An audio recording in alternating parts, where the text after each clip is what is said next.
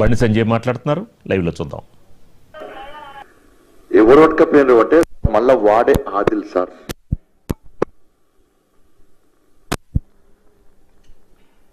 ఆమె చెప్పిన వెంటనే 10 నిమిషాలలో తీసుకొచ్చి దింపేసిపోయినాడు. 10 గంట లోపల తీసుకొచ్చి పోలీసు దింపేసి వెళ్ళిపోయాడు. వాడికి ఎట్లా తెలుసు? ఆదిలెట్టోడికి ఎట్లా తెలుసు? సెకండ్ టైము ఎట్లా తీసుకుపోయినంటే అమ్మాయికి బాగా డ్రెస్ ఇచ్చారు. అమ్మాయి సైకో అయిపోయింది. అమ్మాయి విలవిల కొట్టుకుంటుంది, చేతులు కాలు వంకర పోతున్నాయి. అమ్మాయి మాట్లాడలేదు, తల కొట్టుకుంటున్నది, పేరెంట్స్ కొడుతున్నది, మొబైల్ కిందెత్తేస్తున్నది, కొడుతున్నది వాళ్ళను. అరే ఇంత దారుణమైన పరిస్థితి ఏంటి అని చెప్పి వాళ్ళు ట్రీట్మెంట్ కోసము ఆయనే, వాళ్ళ భార్య, ఆ అమ్మాయి వాళ్ళ అన్నయ్య పట్టుకొని పోతున్నారు. సెకండ్ టైం పట్టుకొని పోతే ఆదిలంటాడు దూరం నిల్చొని అమ్మాయికి సైగ చేసిండు బైక్ మీద.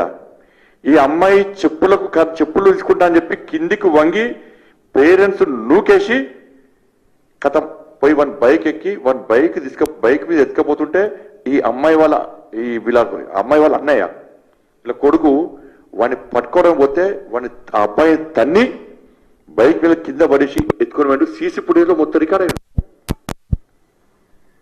ఫస్ట్ ఎత్తుకపోయారు, పోలీసులు పట్టించుకోలే, తీసుకొచ్చి దించిండు. ఎఫ్ఐఆర్ మాత్రం చేసారు.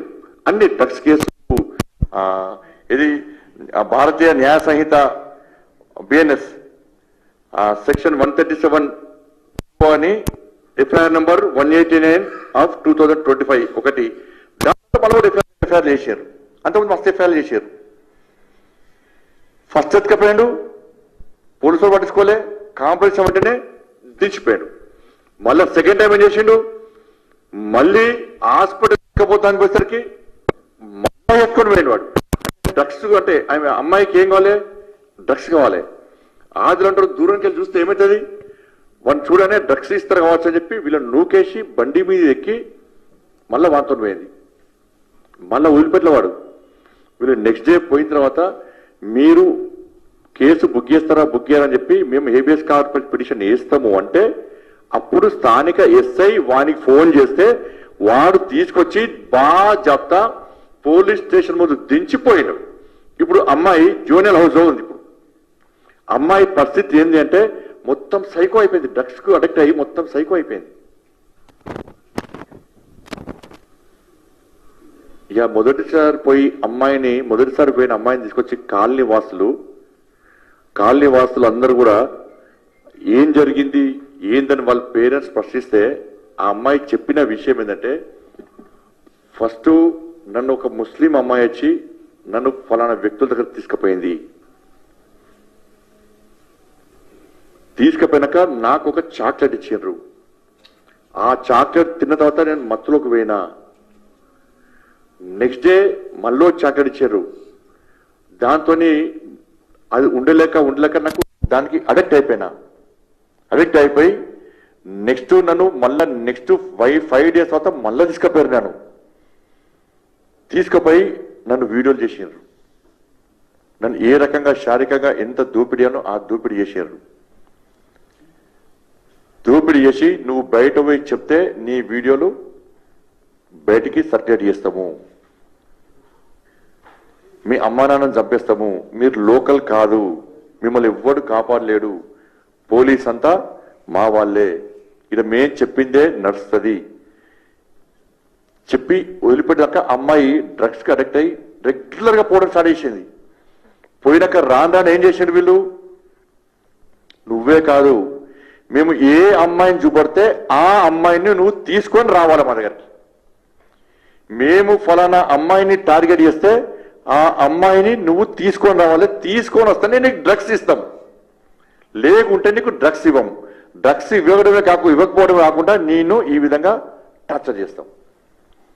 ఈ ఒక్క అమ్మాయి చాలా మంది అమ్మాయిలు తీసుకుపోయింది.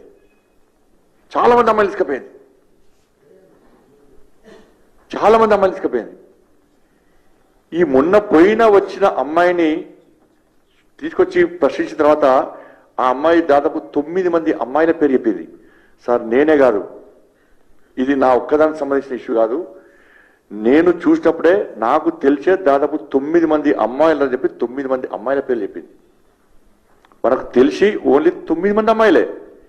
ఇట్లా వందల మంది అమ్మాయిలు ఇవాళ అమ్మాయిలను ఈ రాకెట్ తీసుకుపోయి అన్ని రకాలుగా వాడుకొని ఏ విధంగా ఇబ్బంది పడుతుందో ఆలోచించాల్సిన అవసరం ఉంది.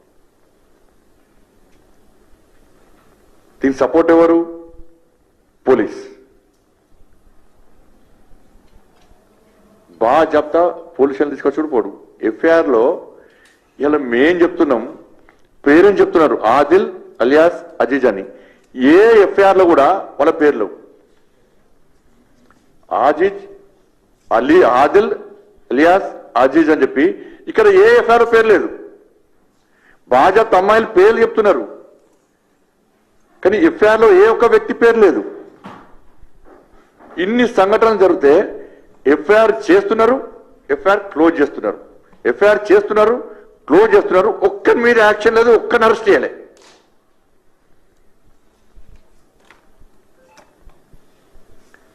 ఒక పోలీస్ అధికారి అంటాడు ఇది కామన్. నీ ఇంట్లో నీ బిడ్డకో నీ చెల్లెకో అయితే కామన్ అనుకుంటావు నువ్వు. నీ ఇంట్లో నీ బిడ్డకో నీ చెల్లెకో అయితే నీ కామన్ అనుకుంటావు. నీ ఇంట్లో నీ భార్య పిల్లలందరూ క్షేమంగా ఉండాలి, బాగుండాలి, ఉండాల్సిందే. కానీ పరాయి అమ్మాయిలు మాత్రం పోవాలి.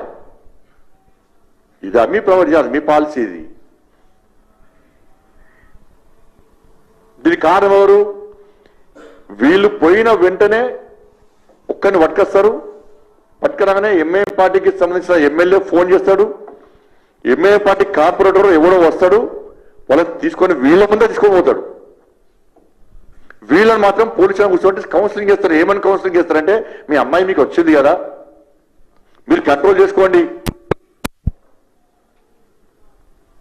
ఇది నీతి సూత్రాలు చెప్తారు వాళ్ళు పోలీస్.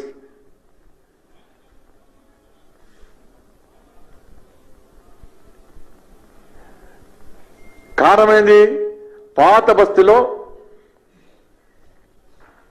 హోంగార్డ్ కాంచలి ఉన్నత స్థాయి అధికారుల వరకు పోస్టింగ్లు కావాలంటే ఓవైసీ కనుసరణలో జరగాలి. ఈ పోస్టింగ్ల కోసమే ఈ అకృత్యాలు, అరాచకాలు, దోపిడీ, దొంగతనాలు, మానభంగాలు, డ్రగ్స్, గంజాయి ఇవన్నీ దందలు నడుకోవడానికి, ఈ విధంగా అత్యాచారాలు, హత్యలు, దొంగతనాలు చేయడానికి వాళ్ళకు ఫ్రీగా ఉండాలంటే వాళ్ళకు అనుకూలమైన పోలీస్ ఆఫీసర్స్ వాళ్ళ దగ్గర వాళ్ళ ప్రాంతంలో ఉండాలి.